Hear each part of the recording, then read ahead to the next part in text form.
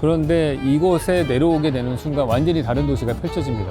그러니까 같은 도시인데 완전히 다른 차원의 세상이 사는 것 같은 느낌이 드는 것 같아요. 한순간도 지루할 틈이 없는 것 같습니다. 이 호텔을 기획하신 분이 되게 머리를 잘 쓰신 것 같다는 생각이 들어요. 아, 되게 낭만이 있는 곳이네요.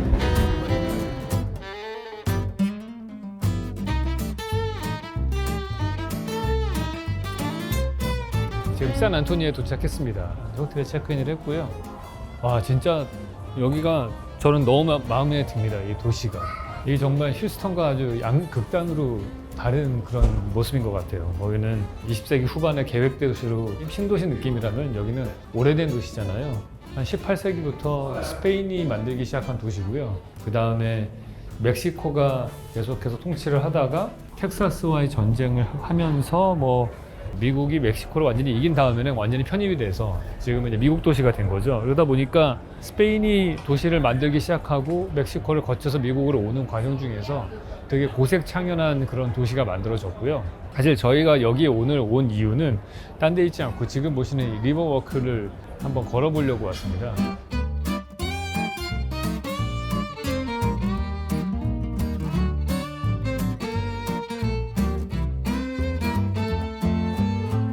규모로 보면은 약간 청계천하고 거의 비슷한 폭이고 규모도 그렇습니다. 근데 물론 컨텍스트는 좀 많이 다르고요.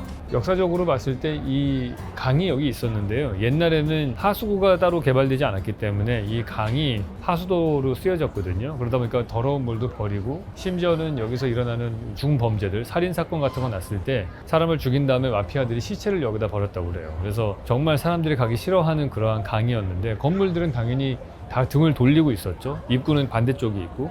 근데 여기를 깨끗하게 정화하면서 지금 보시는 리버워크로 바꾸게 되면서 건물의 정면성이 다 바뀌게 됩니다. 그래서 내려와서 한번 볼까요? 계단을 지금 하나, 둘, 셋, 넷, 다섯, 여섯, 일곱, 여덟, 아홉, 열 단만 내려오면은 한 1.8m죠. 사람 키만큼만 내려오면은 그 다음에 완전 사이드워크가 있고요. 그리고 여기서 한 1m 정도 밑에 저희가 보는 강 물 레벨이 있습니다. 저 건너편 쪽 같은 경우에는 거의 1m도 차이가 안 나네요. 5, 60cm 밖에 차이가 나지 않는 것 같아요. 중간에 이렇게 아주 아름다운 다리로 건널 수 있게 되었고요. 적절한 규모의 보스턴 같은 도시에 베니스가 섞여 있는 듯한 느낌이 듭니다.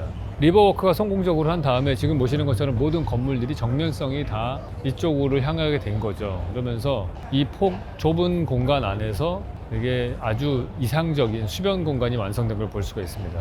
아쉽게도 우리나라에는 이런 수변 공간이 나오지 않는 이유 중에 하나가 아무래도 장마철 범람 때문이라고 볼 수 있을 것 같아요. 장마철에 청계천만 하더라도 범람이 되면은 사람들이 도저히 다닐 수가 없는 그런 길이 되잖아요. 일단 한번 이 반대쪽으로 건너가 보도록 하겠습니다. 반대쪽이 더 예쁜 것 같아서.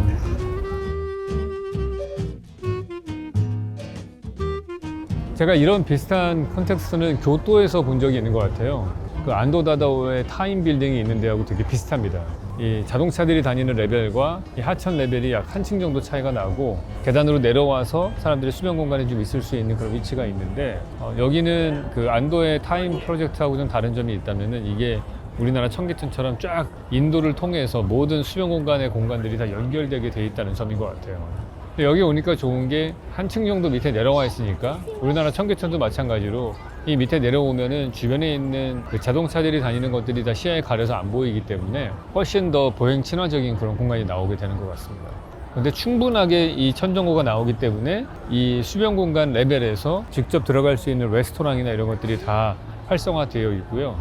제가 가본 수변 공간 중에서 제일 성공적인 그런 모습이 아닌가 그런 생각이 들어요. 아마 많은 분들이 샌안토니오는 NBA 팀으로 더 잘 아실 거예요. 샌안토니오 스퍼스라고 NBA 우승을 여러 번 한 그런 곳이죠. 와, 여기도 되게 예쁘네. 이따가 여기서 먹으면 여기 아니면 저기서 먹으면 좋겠는데. 물이 엄청나게 깨끗해 보이진 않지만 냄새가 나거나 그러진 않네요. 이쪽으로 해서 이렇게 가볼게요. 와, 너무 좋다. 나는 신기한 게 우리 차 타고 3시간도 안 돼서 왔잖아요. 근데 휴스턴은 엄청 추워지잖아, 밤 되면. 근데 여기는 왜 이렇게 따뜻하지? 차이가 뭐지? 도시 전체가 되게 따뜻해. 거의 기온이 한 10몇 도 차이 나는 것 같아요. 같은 텍사스인데도 불구하고. 이쪽으로 해서 아까 보셨던 약간 작은 성당이 있고 그 앞에 예쁜 광장이 있는데 거기서 리버워크로 자연스럽게 이 레벨이 낮아지면서 단단히 이렇게 조경을 통해서 오고요. 이 도시가 예뻐 보이는 이유 중에 하나가 이런 돌들이 되게 많이 보여서 있는 것 같기도 해요. 진짜 예쁘네요. 이 리버워크를 걸을 때 제가 발이 닿는 이곳과 이 옆에 눈에 보이는 데는 자연석을 그대로 써가지고 만들었고요. 딱 그 한 2층 정도 높이까지만 그러고 그 위는 사실 우리의 시야가 가리지는 않으니까 그 위는 현대식 건물의 재료를 써도 상관은 없는 것 같아요. 그냥 걸었을 때 아이 레벨에서의 그 재료와 디자인이 중요한 것 같거든요. 근데 여기는 그게 잘 돼 있고 조명도 따뜻한 색깔 조명을 많이 써서 차갑지 않고 은은한 느낌이 나는 것 같습니다. 이게 메인 물이 나오는 곳인가 봐요. 여기 보면은 IBC 뱅크나 뭐 PNC 이런 것들이 적혀 있는 걸로 봐서는 그래도 꽤 큰 기업들이 있는 곳인데 그런 다운타운 센트럴 비즈니스 디스트릭트하고 이런 리버워크하고 잘 어우러져 있는 것 같습니다. 우리가 호텔이 있었던 데부터 시작해서 이렇게 쭉 수로를 따라서 저희가 걸어오고 있는데 이 길들이 여러 개의 다른 도시 내의 다른 프로그램들하고 연결되어 있는 것 같아요. 뭐 관광 지역이기도 하고 아니면 금융 지역이기도 하고 구도심의 어떤 지역이기도 하고 그리고 또 하나 좋은 거는 지역마다 특색들이 있으면서 동시에 이 리버워크가 되게 꼬불꼬불한 길로 되어 있다는 점인 것 같아요. 청계천 같은 경우에는 동서방향으로 너무 직선으로 되어 있기 때문에 걸어가면서 좀 지루한 감이 없지 않아 있는데 여기는 이게 계속 꾸불꾸불하고 옆으로 지선으로 빠지는 경우도 있고 다시 모이기도 하고 그런 다양함이 좀 이 공간에서 느껴집니다. 그리고 무엇보다도 지금 보시는 것처럼 주변에 높은 주거 건물들이 올라가 있잖아요. 불이 켜져 있는 것들이 있기 때문에 저 공간에서 계속해서 이 리버워크 제가 산책하는 이 길을 바라보고 있기 때문에 여기는 밤에도 되게 안전하게 지금 마음 놓고 산책할 수 있게 되는 것 같습니다. 따뜻해?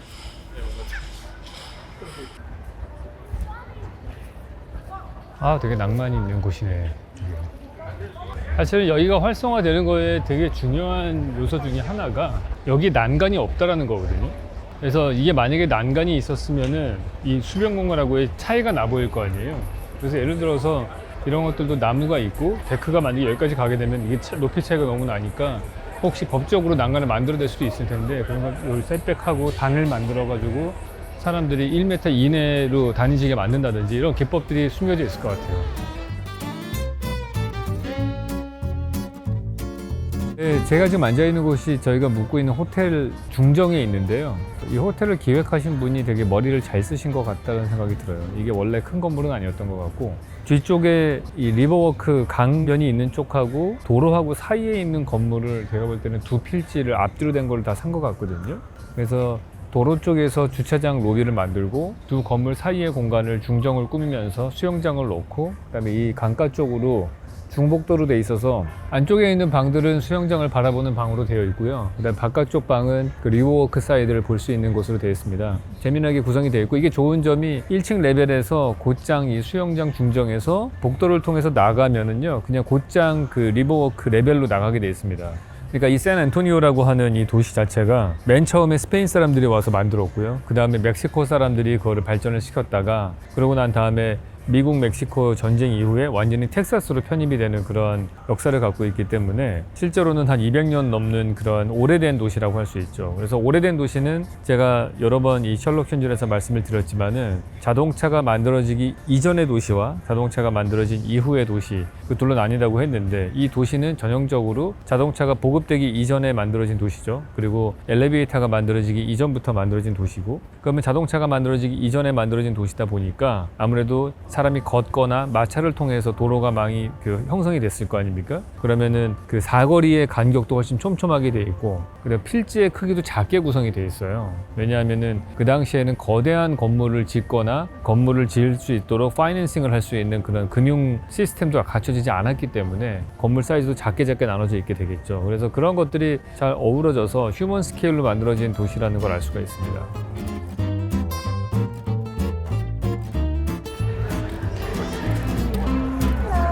We need a table for three. Yes. Okay, great. 두 분이 주문을 잘 하시니까 알아서 좀 골라주시죠.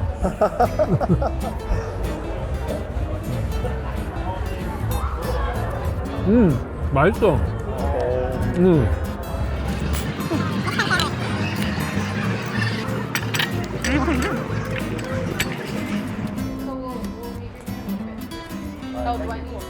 Watch your step, please. Thank you. Sound very enthusiastic. Y'all don't want to be on my motorcycle. Y'all ready for a boat ride? Yes.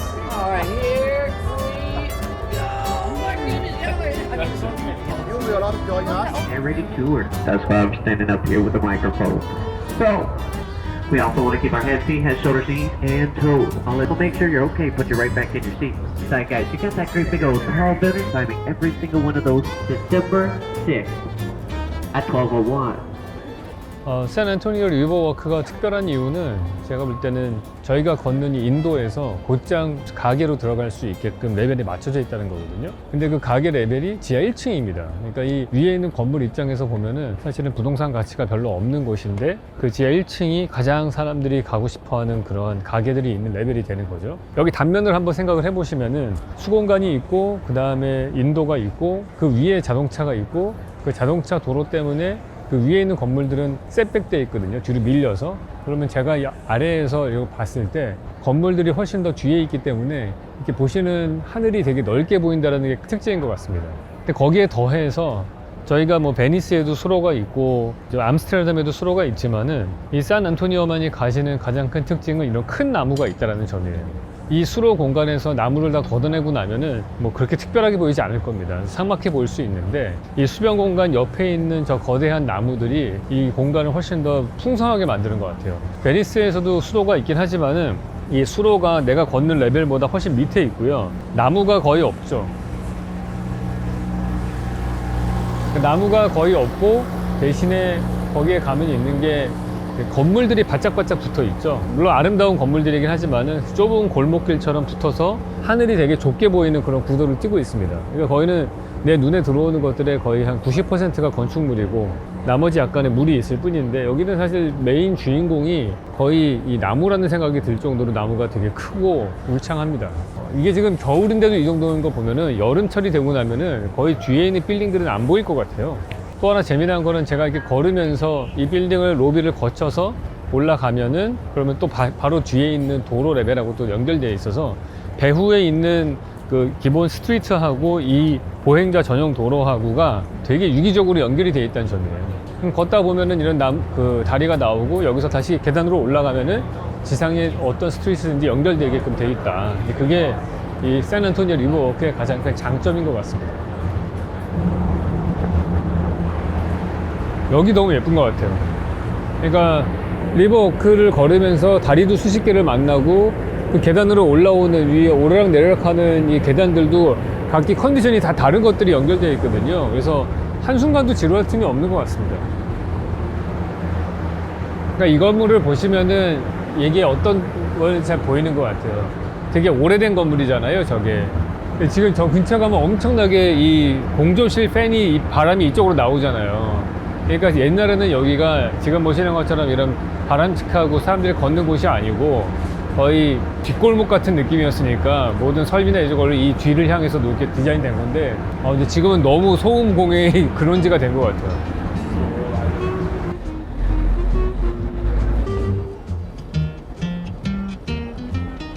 사실 이 샌안토니오 리버워크 같은 경우도 아까 얘기를 들어보면은 예전에 여기서 샌안토니오에서 심각하게 한번 홍수가 나서 한 50명 정도가 죽는 그런 사건이 있었다고 하는데 경제대공원 1929년도 경제대공원 이후에 공사가 되어서 엄청난 철문들이 만들어져 있고요. 이 수위를 딱 조절할 수 있게끔 인프라에 투자를 했다고 합니다. 그러니까 그게 됐기 때문에 지금 같은 것이 있는 거죠. 사실 이 수로 공간이라든지 그 옆에 이런 산책로가 있는 거는 저희 서울 강북에 있는 청계천하고 거의 똑같다고 볼 수 있거든요.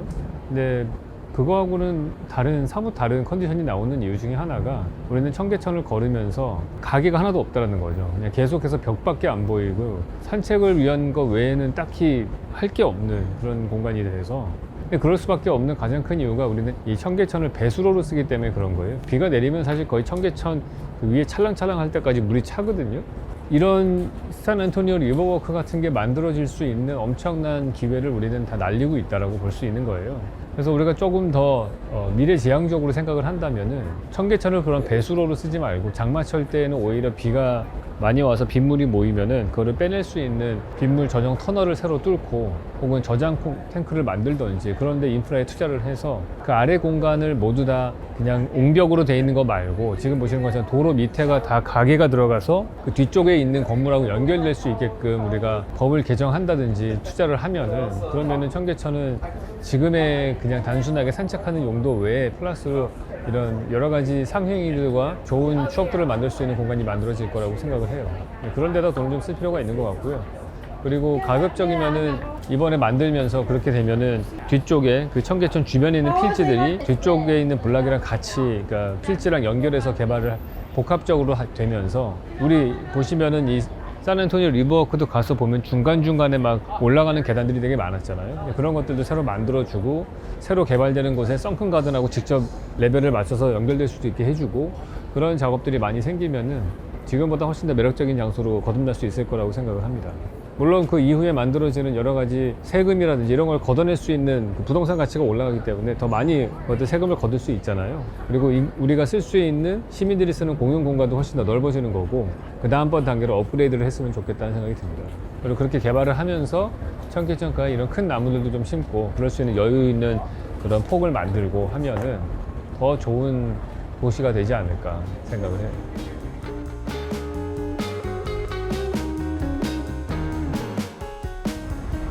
아 정말 휴스턴과 다른 느낌의 그런 거리네. 근데 이 지상을 걸을 때에도 되게 느낌이 묘한 게 우리가 그렇게 리버워크에서 바라보는 이 도시와 이 또 그라운드 레벨에서 보는 도시가 완전히 느낌이 다르잖아요.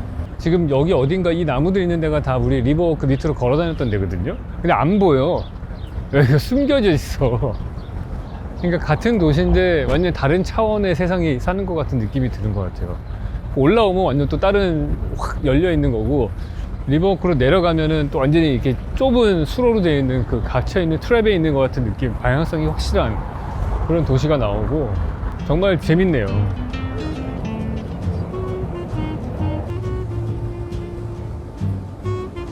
근데 여기는 진짜 도시가 리버워크 외에는 거의 다 너무 한산한데? 뭐가 있기는 한 건가요? 맞나? 이쪽으로 가면 있는 거? 이건가 봐. 그쵸? 이게 약간 좀 뭔가 히스토릭하죠, 이거.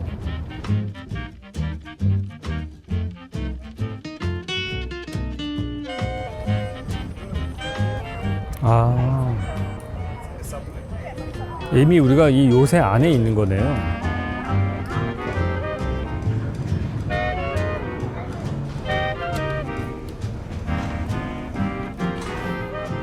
와. 1700년대에 만들어진 대포의 복제품으로 만든 건데요. 조그만하네.